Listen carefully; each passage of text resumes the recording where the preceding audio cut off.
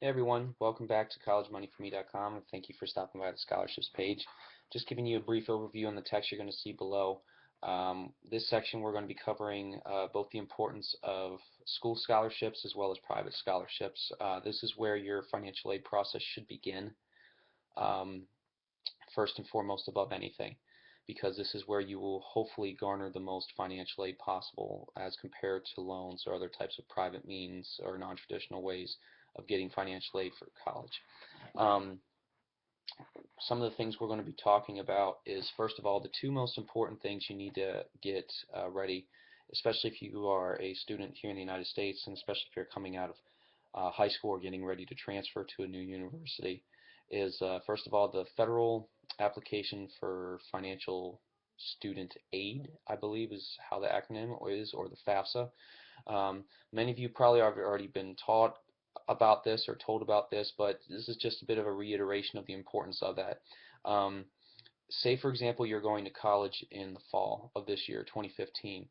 We are now past January 1, and I believe, are in the submission or early submission stage for getting your FAFSA done, since we are now in tax season, if you may.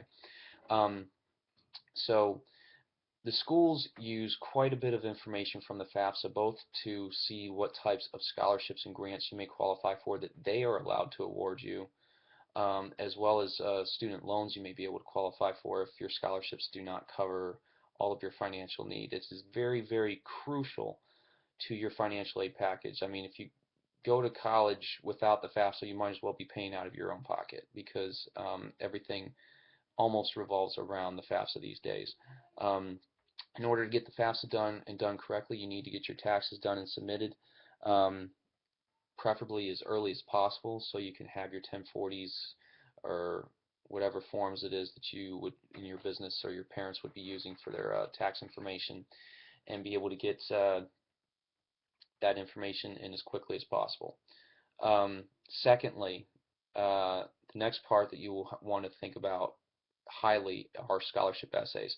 Once you get past the FAFSA point, what you need to do is go to your school's website and go to that you're going to, whether it's university, college, community college, technical school, etc., and look up the financial aid or scholarship sections that they have, because most schools almost always have a list of different types of scholarships that people have left through trust funds or other types of means to help students like you and I coming up be able to have an opportunity to pay for our education, so we can garner skills, build our talents, and be good stewards and be able to give back to society afterwards in that process. And it's also an encouragement for us to do the same once we get to become older and wiser, and uh, help supply the next generation coming up behind us. Um, One of the things you're going to want to do when it comes to these scholarship essays is, I've had many people say, well, knock out the essay, knock out the essay, and it's very true. But in order to knock out the essay, what these scholarship committees want to know isn't just about you, but they want to make sure that when they say you have a good head on your shoulders, is that you have a good perspective on the reality of what you are pursuing in your walk in life, in your profession. It's very easy to take a scholarship and say, okay, I'd like to have money for this, or maybe I'd like to do this or that.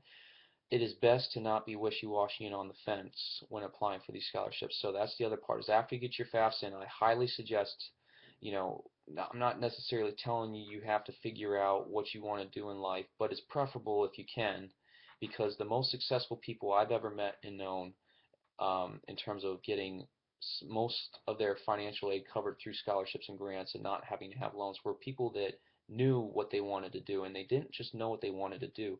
They talked to people in their field, in their profession, and interviewed them literally and asked them, what all do I need to do? What all do I need to focus on? What are the pros and cons of this field realistically? What's a way maybe I could spot you or something like that on the job and see what it's like? And then once they realized who they were and what they were going after, they were able to take their scholarship essays and write them in a very proficient man, eh, very proficient manner, very diligently, and very honestly.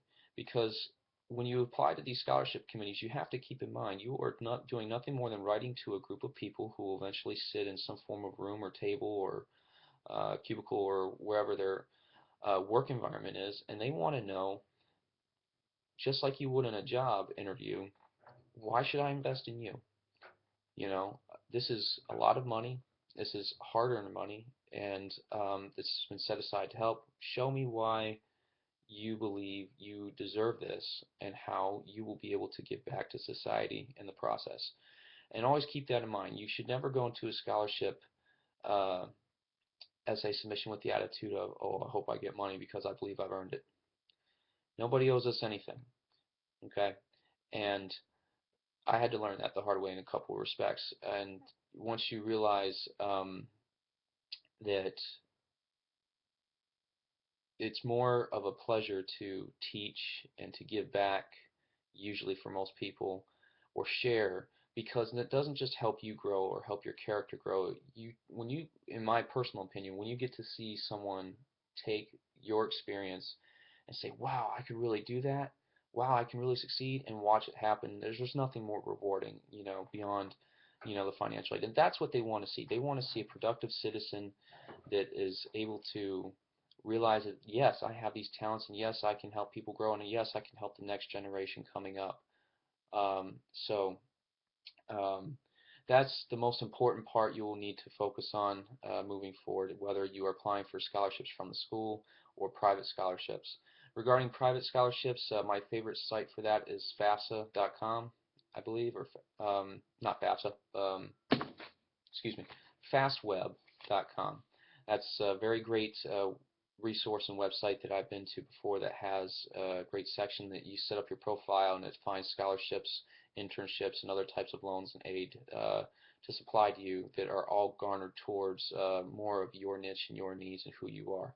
Very great tool, and the link is at the bottom. Okay, getting a little long here on the video. I'm going to cut it here and then I'll let you read the rest of the text. Again, after you're finished here with the scholarship sections, I suggest highly going to the loan section and then work your way through the other pages to see what other types of information you have. If you have any questions, please just shoot a comment at the bottom of the post or the page. I'll gladly answer that, or you can shoot me an email at chadscontacts2015@gmail, and I'll gladly respond and see what kind of help I can be. So after this, check out the loan section, and then after that, of course, at the very end, you can check out the other sections that we have for you. So thanks again. Hope to talk with you soon. See you later.